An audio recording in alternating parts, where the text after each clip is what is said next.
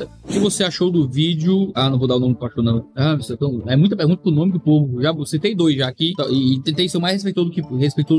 Mas aqui eu vou ser um pouco mais crítico, não vou citar o nome dele não. Mas é um pastor que falando em línguas e o outro pastor interpretando. Você viu esse vídeo? Não coloca o vídeo aí não, Gabriel Tula, por favor. Esse aí não precisa colocar não. Essa treta eu não quero pra mim não. Mas eu não acredito naquilo, tá? Só pra deixar aqui registrado, a minha crença sobre línguas não é essa. Eu acredito que as línguas bíblicas, o dom de línguas, é a habilidade de falar idiomas humanos, idiomas que existem, e falá-los sobrenaturalmente. Então eu não tenho capacidade, não sei como falar inglês, não sei como falar espanhol, árabe, russo, e aí eu falo esse outro idioma de forma sobrenatural. É isso que eu acredito que o dom de línguas é. Não acredito que o dom de línguas é língua de anjo, certo? Pra mim aquilo é uma hipérbole, 1 Coríntios 13. Não acredito que o dom de línguas é uma língua que ninguém vai entender, só caso não haja quem entenda aquele idioma, não haja um intérprete daquela língua. Então pra mim, línguas é sempre línguas humanas. Aquilo ali claramente não é uma língua humana, claramente é o que a gente chama de livre vocalização. Ele tá soltando sons aleatórios, né? Sons que são um subconjunto dos fonemas que ele conhece. Eu explico isso exegeticamente e usando ciência, tá? Onde a gente pega várias gravações de dom de línguas e analisa em laboratórios de linguística no nosso vídeo sobre dom de língua. Tá lá, explico tudo que eu acredito sobre isso lá direitinho. E naquele vídeo eu argumento que pra mim o dom de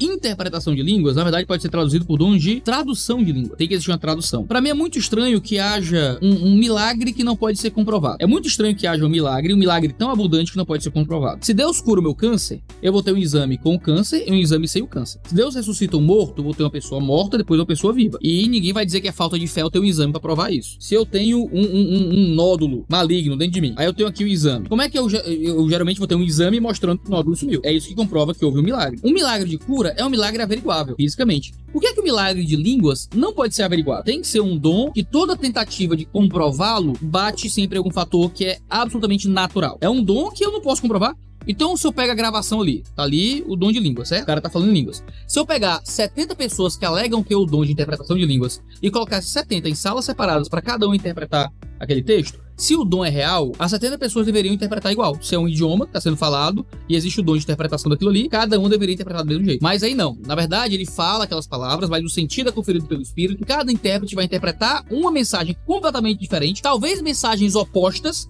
uma de bênção e outra de maldição, porque na verdade a interpretação é pessoal, é privada. Por que se eu colocar essas pessoas em salas separadas para interpretar, elas não vão interpretar? Ou vão dizer coisas completamente diferentes? Por que esse dom não pode ser aferido nunca? Os outros dons podem ser aferidos. Se eu solto uma profecia, o que é que comprova que aquela profecia é verdadeira? Que ela vai se cumprir miraculosamente no futuro e vai acontecer como eu falei. Mas o dom de línguas, ele nunca pode ser comprovado. Se eu pego uma gravação do dom de línguas em um culto e levo para um laboratório de linguística, eu não consigo decompor em nenhuma forma que seja realmente idiomática. É impossível. Se eu coloco pessoas para interpretar, as pessoas não interpretam da mesma forma. Então, assim, as línguas que o cara fala sempre possuem fonemas que são subconjunto dos fonemas das línguas que ele fala. Então, se o cara é brasileiro, ele nunca fala um world perfeito, por exemplo. Se eu não sei falar world, não sei falar isso direito, o mundo em inglês, world.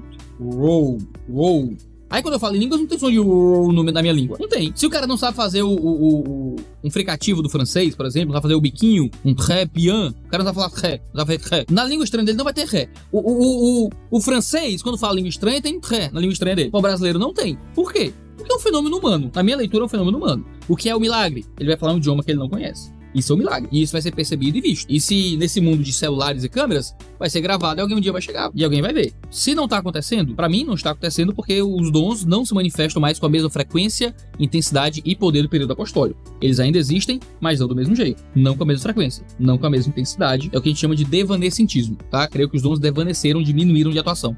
Não cessaram, eles continuam, mas eles não continuam mais com a mesma força, a mesma intensidade, se tornam mais raros. Mas essa é a minha leitura. Você pensa diferente aí, tem todo o direito de pensar diferente, não tem problema.